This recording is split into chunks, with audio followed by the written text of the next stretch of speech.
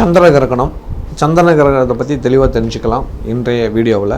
7/9/2025 ஞாயிற்றுக்கிழமை இரவு 9:55 முதல் 1:25 வரைக்கும், அதாவது 9:55 அதுக்கப்புறம் மிட்நைட் 1:25 மணி வரைக்கும் சந்திர கிரகணம் ஏற்படுது. இது முழுக்க முழுக்க ராகுவோட ஆதிக்கத்தில் நடக்கக்கூடிய முழு சந்திர கிரகணம். புரியுதுங்களா? முழுமையான சந்திர கிரகணம். கர்ப்பிணி பெண்கள் 7/9/2025 ஞாயிற்றுக்கிழமை பகல் 12 மணிக்கு மேலே வீட்டை விட்டு வெளியே வர வேண்டாம். வீட்டிலேயே இருந்துக்கோங்க, அது உங்களுக்கு ஒரு பாதுகாப்பு. இதில் குறிப்பாக சொல்லணும்னா கிரகண தோஷமுள்ள நட்சத்திரங்கள் யாராருன்னு பார்த்தீங்களா, இப்போ எந்த நட்சத்திரத்தில் வருதுன்னு தெளிவாக தெரியுது இல்லையா? புரோட்டா நட்சத்திரம். அப்போ அதோட முன்னாடி நட்சத்திரம் பின்னாடி நட்சத்திரம் யார்? முன்னாடி, அதாவது பின்னாடி நட்சத்திரம் சதய நட்சத்திரமா, அதுக்கு அடுத்த நட்சத்திரமாக உத்திரட்டா நட்சத்திரம் வரும். அப்போ இது 6 கூடிய நட்சத்திரமாக இருக்குது, குருபவனக்கூடிய நட்சத்திரமாக இருக்குது. இப்போ குருபவனுடைய நட்சத்திரம் வேறு எந்த நட்சத்திரம் இருக்குது? புனர்பூசம் இருக்குது, விசாகம் இருக்குது. அப்போ இந்த நட்சத்திரம் இருக்கிறவங்க அனைவருக்குமே தோஷமும் உள்ளது. இந்த தோஷம் உள்ளவங்க என்ன பண்ணால், அதிகாலையில் எந்திரிச்சிட்டு தண்ணியில் நீராடுறீங்களா, அதில் கொஞ்சோண்டு பால் விட்டு நீங்கள் நீராடிக்கோங்க அன்னைக்கு மட்டும்.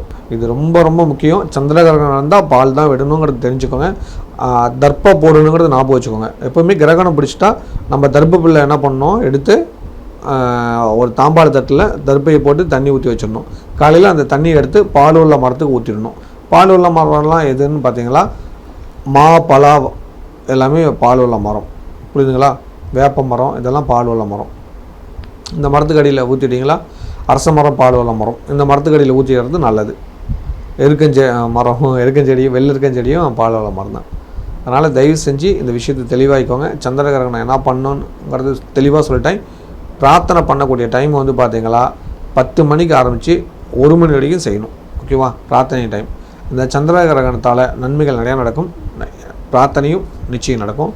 நம்ம திருக்கோவிலில் கரெக்டாக 9 மணிக்கு நான் நட சாத்திடுவோங்கிறத தெளிவிச்சுக்கிறோம். ஏன்னா சந்திர கிரகணம் அன்னைக்கு ஹோமம் உண்டுங்கிறது நான் சொல்லிடுறேன். 7ஆம் தேதி ஞாயிற்றுக்கிழமை ஹோமம் உண்டு. அதிர்ஷ்டலட்சுமி திருக்கோவிலில் சந்திர கிரகணத்தை அன்னைக்கு 8 மணிக்கு தான் நட சாத்தப்படுங்கிறத தெளிவுபடுத்திக்கோங்க.